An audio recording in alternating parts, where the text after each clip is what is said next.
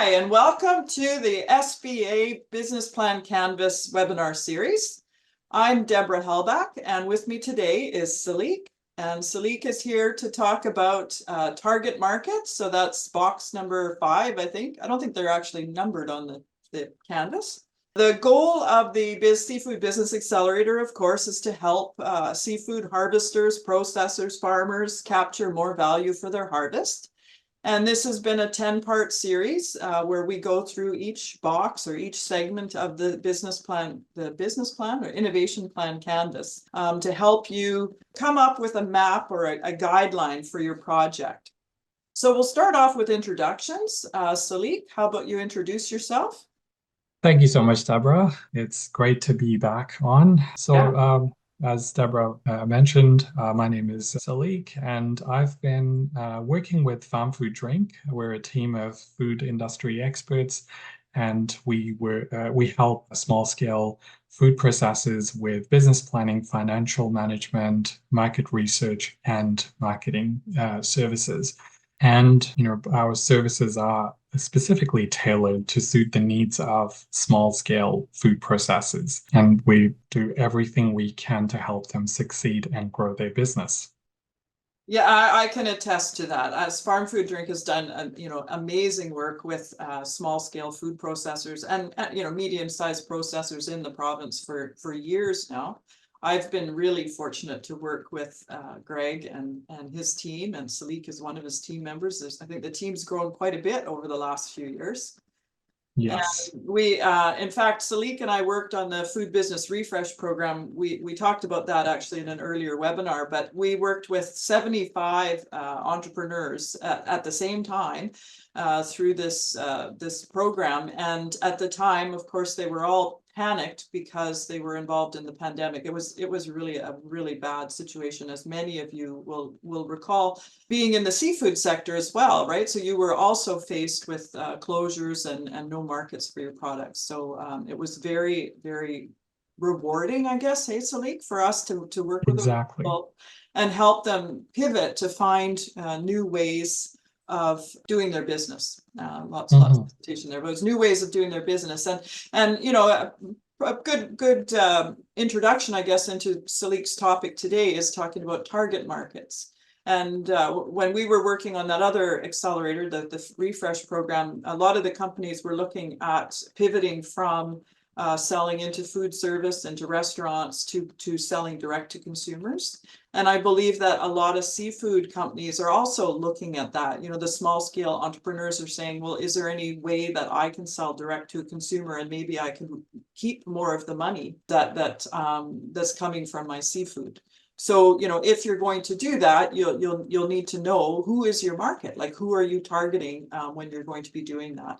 Of course, there's other reasons for wanting to know who your target market is. That's just one. Before we get started into your presentation, Salik, you were an expert with the Seafood Business Accelerator pilot program that we did in the spring of 2023, and you worked with a number of entrepreneurs. What was your experience in helping people identify their target markets? Yeah, that's a great question. And target market is essentially one of the first and foremost things that business should really be considering when they embark on a journey to expand or pivot.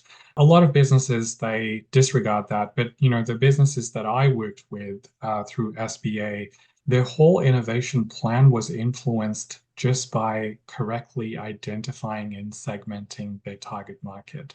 So that was a really useful exercise. Absolutely. Wow. Well, why don't you just get into your presentation then, talk a little bit about target market? Absolutely. Right. So another look at the innovation plan canvas.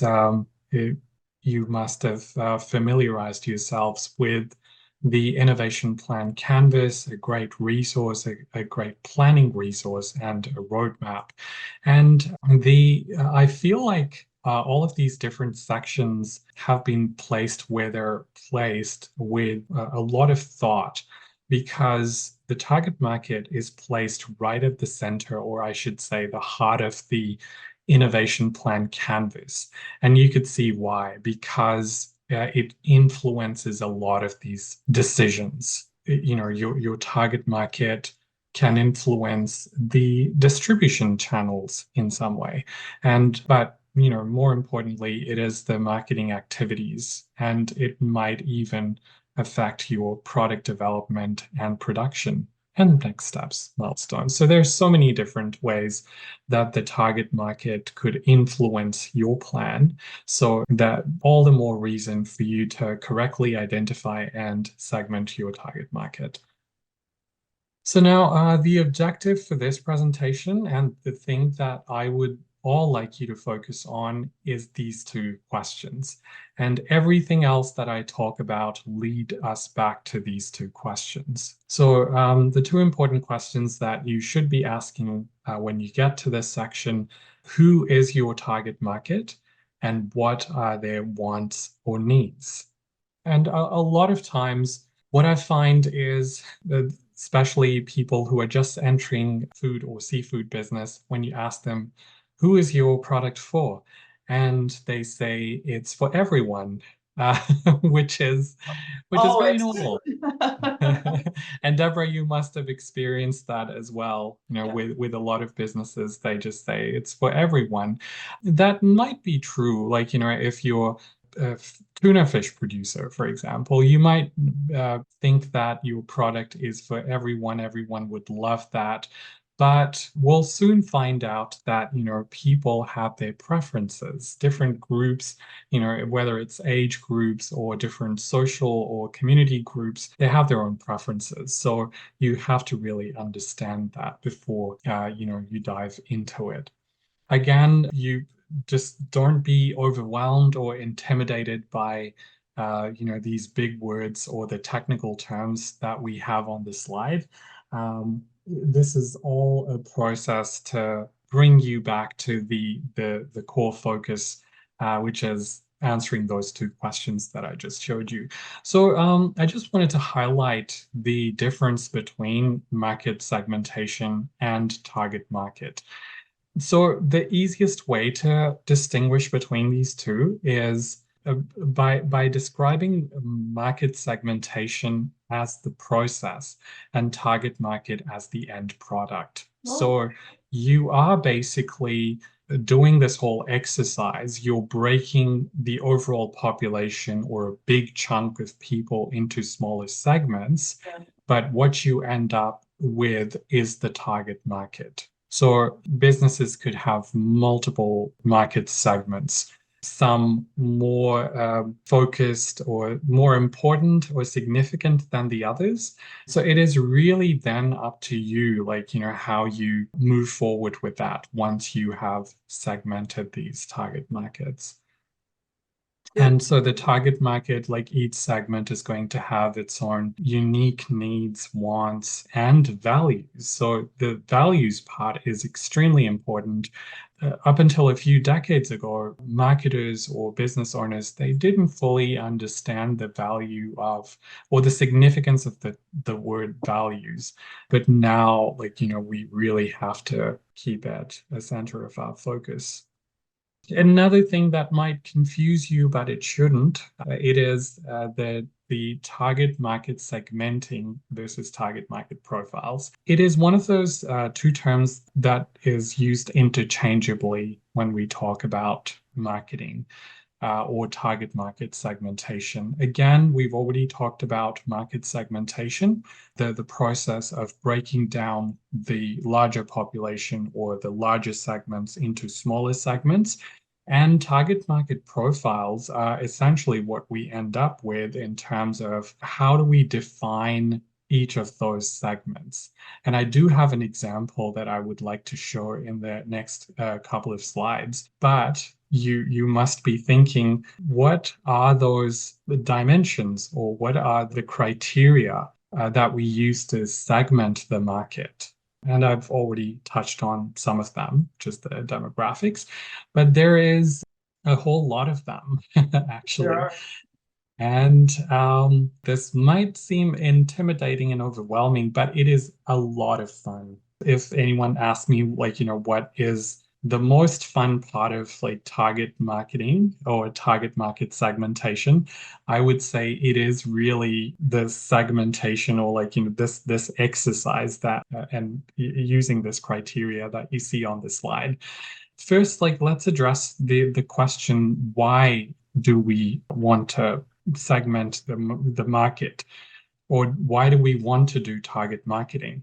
Deborah already touched on this in the very beginning. We really want to make sure that we understand who they are, what their specific wants or needs are, because it all helps you define and refine your marketing strategy. You're going to speak to different people in a different way. So again, like, an example that you might be familiar with already, but you're not going to talk to your grandma the same way that you talk to your best friend, maybe. So there are a couple of things, like, you might be close to your grandmother, but it is the age factor. It is the values that she has versus your friend has. The type of relationship that the two of you have. So it's really different. So each of these segments is going to be different, and that's why it is important for you to think about the marketing strategy for each of these segments. It really helps prevent wastage of time and money, really, because marketing is one of those things that can be really costly. And if not done correctly, it is a complete waste of time and money, and you don't want to do that. And it also really helps you stand out from the competition. It really gives you the opportunity to present your unique value proposition. Again, I don't want you to get caught up in many more big words. So let's just quickly look at these different elements on this diagram here in no particular order, but generally, we start with the demographics, and it's all the basic characteristics like age, gender, income, family situation. And we sometimes combine geographic with demographic, but it can be useful to separate these two. But it's all the very basic information. Then we have the social graphic. At Farm Food Drink, we have a different name for this, and a lot of other companies, they also use technographic. But essentially, social graphic is how people behave and interact on social media or other online channels. So technographic means the same thing, like how do they interact with technology? What's their sort of behavior when it comes to using technology? Are they on their phone 24/7, or they prefer to get their information on the laptop, or which social media channels they use? So it's really important these days to have all of that information so you could reach your target audience wherever it is most convenient for them. So that would be an example, if your target market, you find out that your target market only uses Facebook, then it makes sense for you to use Facebook. But if they only use, what's the one where the filming one? TikTok. TikTok, like you've got like, I'm generalizing, but younger market, you're looking to attract teenage boys or something like that to buy your jerky product, then you would want to use TikTok as opposed to Facebook. So absolutely. Yeah. Yeah, you're absolutely right. And what I really love about this whole process of segmentation and using all of these different elements is how it's almost logical. It's very intuitive when you go through this. So if your target audience is like 65 and above, seniors, you're obviously not going to think too much about TikTok or Instagram, maybe Facebook to some extent, but most of them would want to use email. So it's very intuitive. It's not that, you have to sort of go out and get specific data on each and every one of them. Then the behavioral profile, this is where we're just basically listing the behavioral patterns when it comes to like, interacting with the product. What are their shopping habits? Do they prefer to buy stuff online, or do they actually like to go in store? And how frequently do they buy things? So that could have some really profound impact on the way you decide to package your product. So if they're just like, going to buy that product once a month, then you might consider bulk packaging or, more units per package, something like that. But that's not really the only thing that you should be using to make your decision. Right. And then psychographics is also very important. As I mentioned, it is the values, the beliefs, the lifestyle, prefers local, prefers organic, really fitness conscious or health conscious, things like that. So they could really help you in your decision making. And then we have the geographic.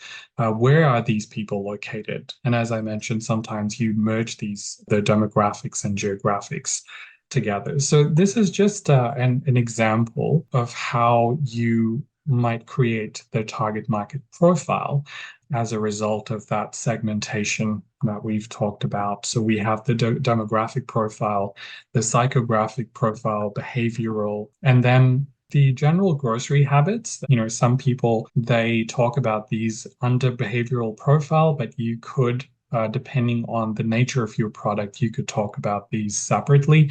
And then lastly, at the very bottom, you see e-commerce, which is essentially the social graphic or the technographics. Yeah, yeah.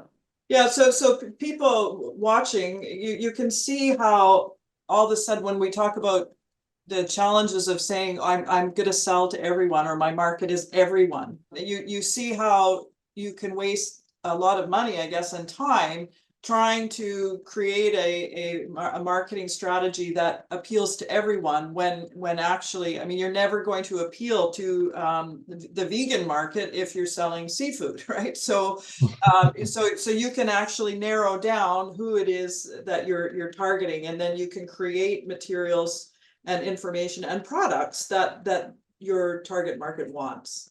Yeah. Absolutely. So some of the examples of the outcomes of this process, or what you could maybe use to fill out the target market section in the innovation plan. So you have people living in remote communities with limited access to fresh food, subject to power outages. Now, again, like these are very broad. We encourage as much as possible to be as specific as you can. For example, defining the age group could be very useful. The income in some cases, these days, the level of education, because like it's sometimes related to the level of exposure as well. And all of these other sort of values that we talked about, the psychographics. So we really encourage the business owners and the processes to be as specific as they can. But this is a good start. This is something that basically provides you a direction. And you could take this as a foundation and build on that. Ask more questions. So this could be one of the outcomes of the very first few exercises that you do. And it could be a brainstorming exercise. Like, these are the features of my product, and these are the people who might find it appealing. That is the very reason why I love this diagram, again, because it is very logical. It doesn't require you to pluck out facts out of thin air. It is very intuitive, again. So here you have your market segmentation, and here you have the appealing features of your product, what we generally call the value proposition. Now, value proposition could be anything from low price to a special ingredient or all natural ingredients. Yeah. It could be locally sourced versus imported from Finland or Norway. So it just really depends like what really resonates with the market segment. So if you understand what their preferences are, you could adjust that value proposition. And when you combine these two, that is when you create an attractive positioning, an impactful positioning, because the positioning essentially is a combination of the market preferences and the appealing features of the product that you could then use for marketing. So I'm not going to get into the details of marketing. It will be something that is addressed when you get to the marketing activities section. But as I said, all of this leads into the marketing strategy. It heavily influences how you manage your marketing. But I will briefly touch on this. And again, this is very logical. So you have your target market on this side, and you have the brand position that we talked about in the previous slide. What it really helps you with is to create the marketing mix. So when we said target marketing earlier on in the presentation, that's essentially what it is. So you have these different segments. Now, what price are you going to charge them? What are the attractive or appealing features of the product? What kind of promotions? Or promotion is essentially like, how do you communicate the promotion? So it is like the advertising. How do you reach them? How do you promote this product to the target audience? And then the place. Where can they buy the product? Is it going to be online? Is it going to be an actual physical store, a retailer, grocer, or a specialty store? So all of that is, again, as I said, it is all logical because you already have the information when you were doing your target market segmentation and analysis. You already answered these questions. Where do they shop? How frequently do they shop? Which channels do they use to get their information? So that's how it links to the marketing activities. Yeah, I just wanted to mention, Salik, a lot of this is focused on buying products, and it also holds true for, I guess, distributing products might be another way. So, there are social enterprises, there are communities that want to distribute seafood to their community members, and where there may not be an exchange of dollars or money for that. But you still do need to inform people where the products are, where they can get the products, and distribute them to them, pick the appropriate place where people can pick things up, and have the systems in place to get it out. So I don't want people to just think that this is only about buying. It can also Mhm. be about, getting product in a community sense, or in a social sense, where we're helping people access to food. Yeah, that's actually a very great point that you made, Deborah, because we don't want people to get caught up into this perception that marketing is just about buying or selling the product. Right, right. Ultimately, that is our main goal. But when you look at the very foundation or the essence, it is communication. It is. So there are so many different reasons why you would want to market. You might just want to promote your brand. You might just want people to know about you. And buying is definitely the ultimate goal, but you really have to keep the objective in mind. So yeah, that's really a great point. And again, I would touch on a different example because there might be people who are looking to establish their own sort of processing facility. How do they make use of this? Because it's going to be business to business. It's not going to be the same.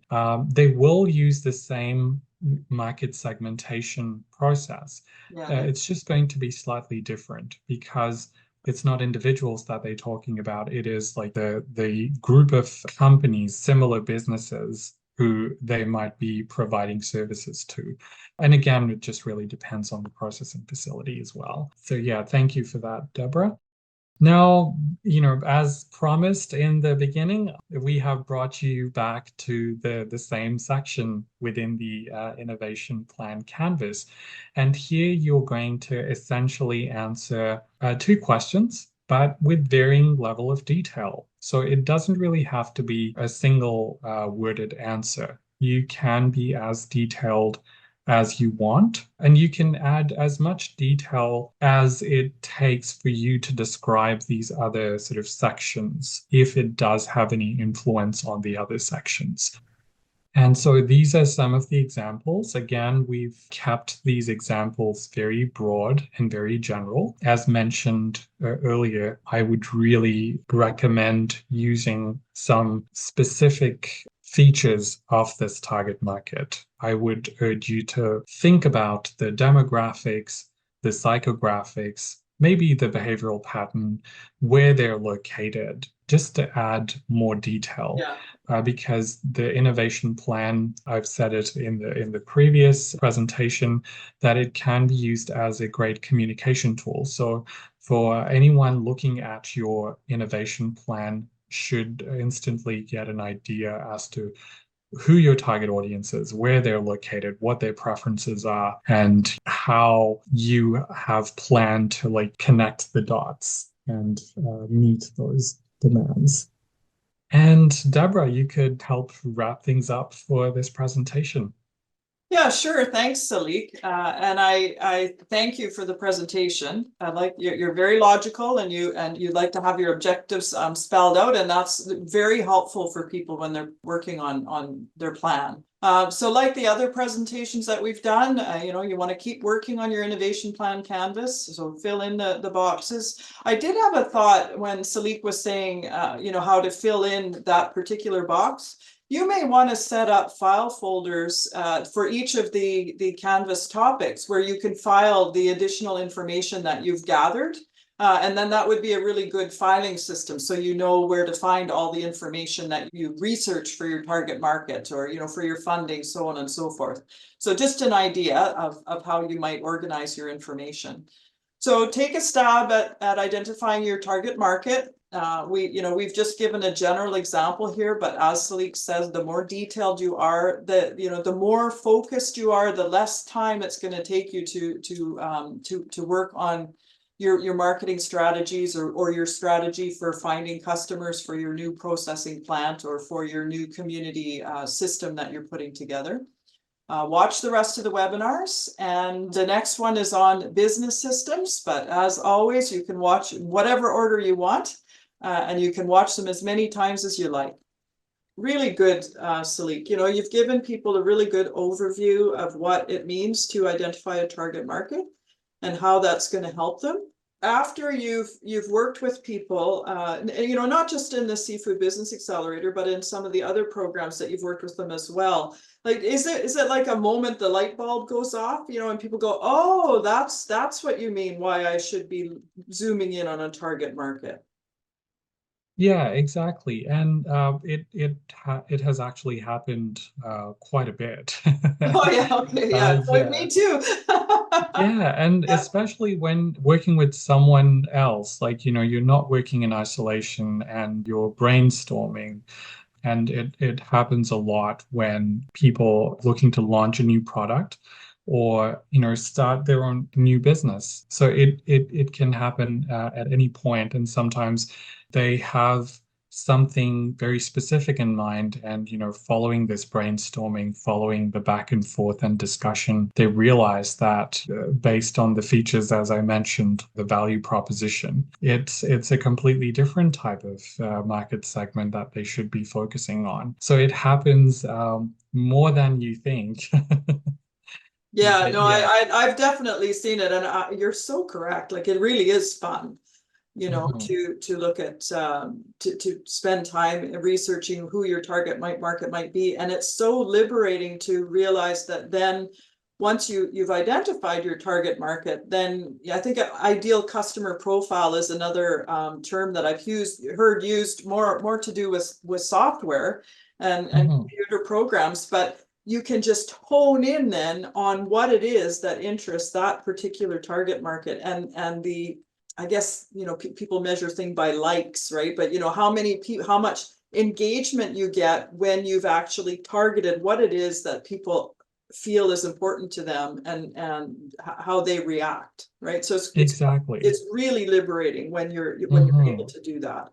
Yeah, and it's great that you mentioned that because in the previous presentation I talked about like some of the cheaper ways to conduct market research, and technology could help you accomplish that. And so these days we have social media, and there are features built in, a lot of these social media platforms where you basically put out two versions of the same label, Oh, yeah, and yeah, then it's all programmed, pre-programmed. So whichever one gets more engagement or likes is automatically then used for, future promotions. So you don't have to like do a lot of work. All you have to do is just create two different versions of that. But then, with all of these different metrics, you're able to track metrics with social media. You can very easily go and have a look at who's interacting and engaging with your content. Sometimes, like, people heavily rely on just the likes without really yeah, understanding who's liking them. yeah, So yeah, yeah, yeah. that can be very misleading because sometimes you're getting engagement by a completely non-target segment, which sometimes it can be a waste of time, but sometimes it can be very telling because it puts you on this journey to really find out what is it that's resonating with that particular target segment. Yeah, yeah, yeah. I think, maybe a good thing to mention at this time as well is, you don't have to do it all yourself, right? Because Mhm. when you started talking about measuring and looking at the different metrics, it's like and my eyes glaze over and it's like, oh, that's not something that I want to do. Market research, identifying your target market, all of that stuff can get expensive if you're outsourcing or you're hiring somebody to do it for you. But it sure is a lot less expensive if you have a plan before you go and do it, right? So Mhm. so if any of the people who are watching and they have a plan and they've moved along and they're ready to talk to people about who can help them. And there are associations that are available to help. There's private companies that are able to help. All of them, if they know that you're able to show them what it is that you're working on and that you've actually looked at all these different things, they're going to be able to take what you want to do and get moving on it much faster than if you just go to them and talk to them about an idea. Mhm. Right? Absolutely. Yeah, And one of the things that we do at Farm Food Drink, we really right size research for small scale food businesses. right. So there's so many things that are irrelevant for small scale food businesses, like these industry reports. Sometimes they can be irrelevant or not useful. But as an example, as a starting point, a lot of people don't know how to establish who their target customers are. So Right. I encourage them to really look at the competitor's website. That can be a very useful resource because one thing that makes them your competitor is that you're competing for the same target customers. Right. And so it gives you a very useful starting point. So things like going out and talking to people at the farmers markets, for example, wherever you have the ability to interact with people. So it doesn't really have to be costly interviews. It could be, very casual, very unstructured kind of conversations that you could then extract useful information from. Yeah, no, no, well said, Salik. I think it's great advice, and I think the information that you've provided here has been, be very, very helpful for people. So with that, I'm going to wrap up this one, this webinar, and I'll say thank you again, Salik. It's been wonderful to have you join in 2 of our webinars, and take care of yourself, and we will be in touch, I'm sure. Thank you so much. And I really want to thank you for the opportunity to present in these webinars. I know it's a great resource and it can help a lot of people. So I'm really thankful to be a part of this whole program.